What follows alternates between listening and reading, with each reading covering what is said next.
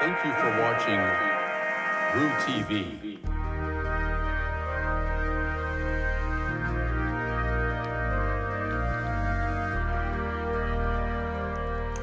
Hello everybody and welcome to our first live show of the semester. I'm Jocelyn Summers. I'm Sydney Bryant. Syd, I don't know about you lately, but I've been loving the fall weather that's been going on. I can agree with you on that, Jazz. I love this time of the year. Speaking of this time of the year, as we roll into the season, Kansas City is buzzing with festival and autumn theme events this fall. Just this past weekend was Spinach Fest, which is a yearly festival in Lenexa, Kansas is the spinach capital of the world. Don't worry if you missed it because there are plenty of other events to attend. From Oktoberfest to arts and crafts fairs, there's something for everyone. Some other highlights include the Plaza Art Fair, the Kansas City Renaissance Festival, and the family-friendly Pumpkin Fest. Music lovers can enjoy outdoor concerts, while foodies will find plenty of local flavors at harvest markets. Whether you're into live performances, artisanal shopping, or exploring nature, Kansas City definitely has an event for you this fall. One of the newest organizations at UMKC is creating quite the buzz. Just months after getting sanctioned, the Comedy Club made its debut in the Student Union last week, kicking off the new school year. It was a night of food, fun, and, of course, laughter. Over 200 students have shown interest so far, and that number is growing. Founder Teresa Sheffield says her goal is to turn Kansas City into a capital of comedy.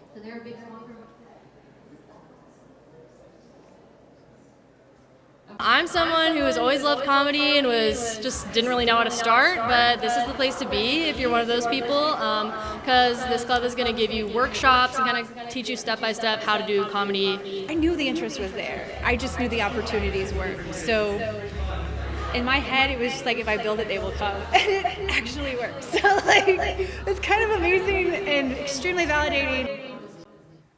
Now, let's throw it on over to sports with Zach and Titus. Jaslyn, I'm Zach Gunter. And I'm Titus Holmes.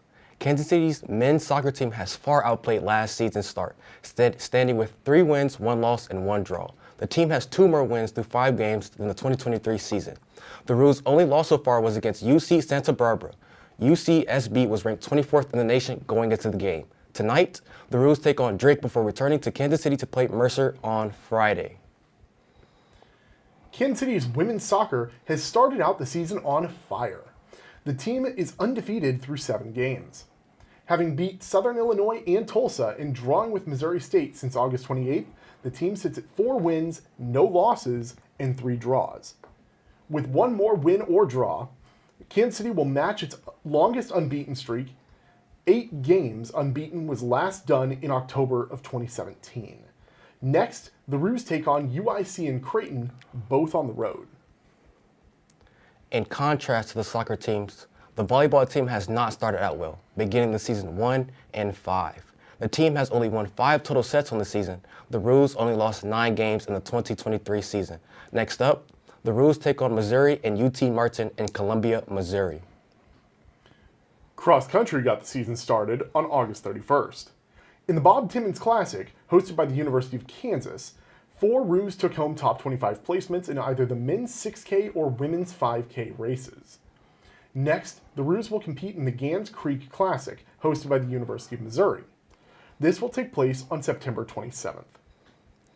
Last Thursday, the Kansas City Chiefs took on the Baltimore Ravens to begin the NFL season. The Chiefs won 27-20, and rookie wide receiver Xavier Worthy was a star in the game. 1 receiving touchdown and 1 rushing. Up next, Kansas City takes on the Cincinnati Bengals this Sunday at 3:25 p.m. Many thought the Kansas City Royals had seen their curtain call after first baseman Vinny Pasquantino broke his thumb on August 29th. The team went on a 7-game losing streak, including the game where Pasquantino got hurt. However, with 4 straight wins, including a sweep over the Minnesota Twins, the season is far from over.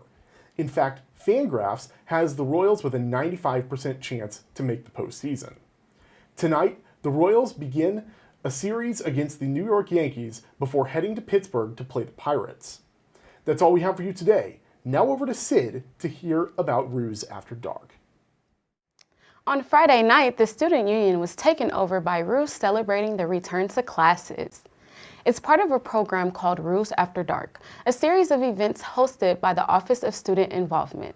Lines stretched across the parking lot as Roos waited to enjoy the food and gaming trucks bought out for the event. The main attraction was the comedy hypnosis show. I think that was just the coolest stuff ever. I've never been to a hypnosis show, so that was completely outside of my idea of like, what could be once ago. Chris Veerman had this to say about the event. I think events like Union Fest are super important for building community at UMKC. I'm a fourth-year senior here, and I started off as a commuter. It was really hard for me to get involved on campus, really build that community when I was driving back home every night.